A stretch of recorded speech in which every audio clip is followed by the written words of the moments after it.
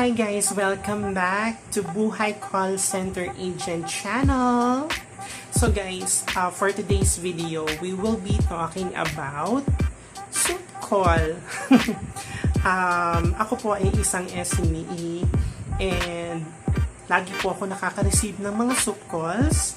So, why not talk about soup call, diba? So, yun ang ating topic for today. So, hopefully, tapusin niyo yung video. Watch hour din yun. Eto. Ano ba yung reason kung bakit nagpapasoup call yung mga agents?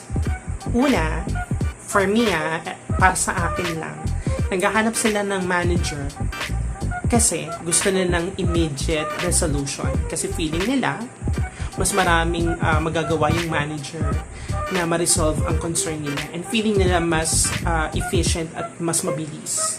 So, yun yung first reason. Second reason, naghahanap sila ng manager kasi hindi sila happy sa resolution na pinaprovide ng agent. Or sometimes, naghahanap sila ng manager kasi ayaw nilang kausap yung agent. May possibility na ayaw na ng customer yung agent na makausap is because baka rude or feeling nila hindi confident sa mga sagot or hindi knowledgeable o kaya naman baka hindi na maintindihan. Parang lumalabas ng language barrier, ganun ba? They're having a hard time understanding the agent. Kaya nangyayari yun. Pwede din naman kasing baka sira yung line, choppy, or whatsoever. That's why naghanap na lang ng manager. Ganyan. So, yun yung mga possible na reason kung bakit naghahanap ang isang customer ng manager or ng supervisor sa mga calls. Kasi nga, they need higher level minsan para ma-resolve yung concern or baka ayaw na nga nilang kausap yung agent. Kasi nga, may times na baka inefficient or feeling nila hindi knowledgeable yung agent. So kung ganun yung mangyayari mga beshi, pag napunta yung soup call sa isang manager or sa isang TL or SME or any support, mas irate na yung customer most of the time. Irate kasi nga hindi nila gusto yung nangyayari sa call. And pag irate na, nakaka-stress kaya, alam mo yun, kung na-stress si agent doon sa call niya, dahil siguro may argument na sila nung kanyang customer, mas dodoble yun kapag napunta na sa manager, mas mahirap, mas nakaka-stress. So sabihin na natin sa isang araw, 3 lang ang soup call mo o 5 lang ang soup call mo, pero dahil ang stress level mataas, minsan hindi mo pa ma-please yung customer na yan, maghahanap pa yun mas mataas pa sa manager. Imaginin mo yun, manager, naghanap pa ng senior manager, ganyan. Minsan, ang nakakairita pa, naghahanap ng CEO.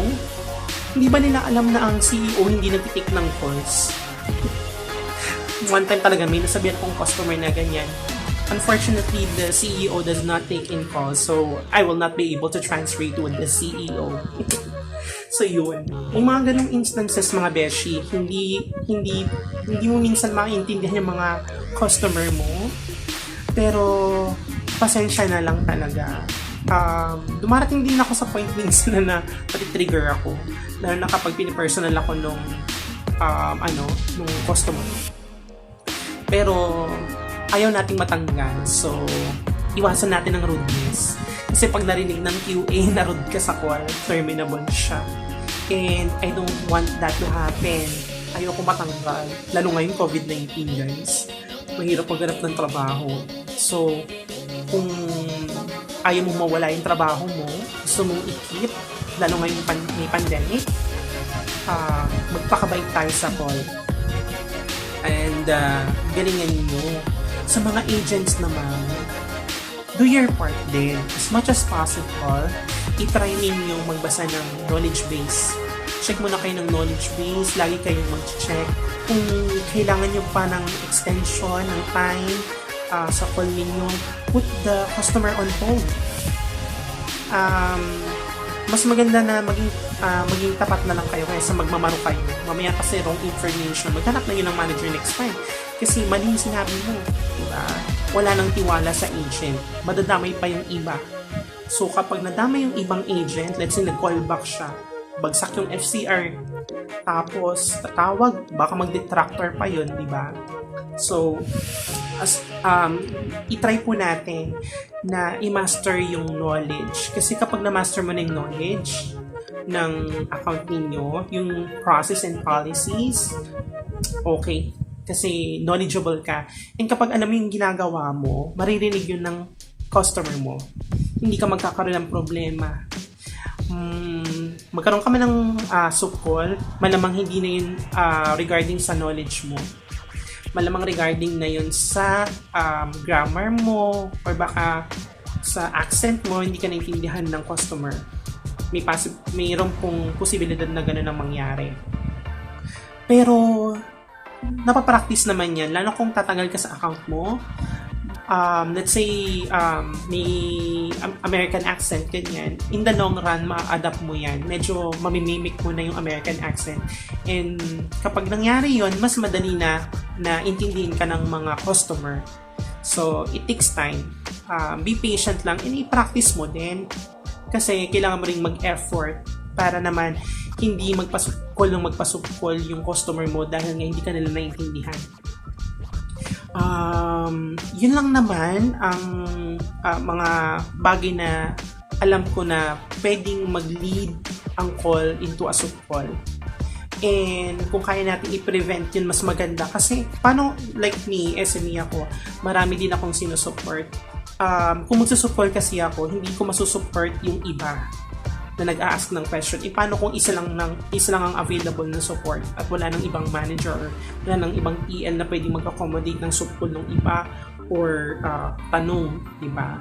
So, kawawa rin yung mga ibang agents na kailangan din ng assistance. So, kung kakayanin naman po na i-deflect or kung kaya naman na i-ano yung call ninyo, kung kaya nyong i-handle, kahit maghanap sila ng manager, gawin nyo. Prove to them na capable ka. Prove to them na knowledgeable ka. Kasi, pag inask mo minsan yung customer mo na, can you please give me a chance in helping you? I'll be more than happy to help you. Ganyan. Gawin mo. Kasi, kung magagawa mo siyang i-accommodate, you're taking ownership of your call. And yun yung lagi natin pinapractice, diba? Taking ownership. And kung yung soup call na yun ay mariresolve mo on your own, baka mag-lead pa yun into a promoter pag nag-survey. Kasi, na-prove mo na knowledgeable ka, na capable ka to resolve their issue. So, win-win situation. Di ba? So, yun na nga guys. Marami pong salamat sa panunood itong video na to. So, yun po yung mga soup call. Okay? So, hindi naman sa nag-aano ako na ayoko mag-take ng soup call. I'm very much happy na i-accommodate ng soup call. Pero hopefully, try din natin mag-rebat minsan. Alam mo yun? Try natin i-take yung ownership ng call. Take ownership of the call. Kasi, party talaga yon ng pag-take in calls. Gawin mo din yung part mo. Mag-take ka ng ownership. Kung 3 beses ka nang nag-attempt at hindi pa rin nila ina-accept, naghanap pa rin ng manager, that's the time pwede mo na siyang ibigay sa manager. Ganun. Most of the time gano'n na, 3 attempts. So, yun.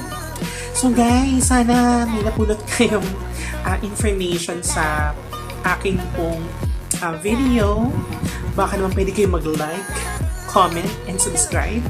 At i-hit na rin ang notification bell ng Buhay Call Center Agent YouTube channel para po sa mga next uploads ko ay ma-update kayo. Okay? So marami pong salamat sa lahat ng nanonood and have a wonderful day. Bye-bye guys. Thank you so much!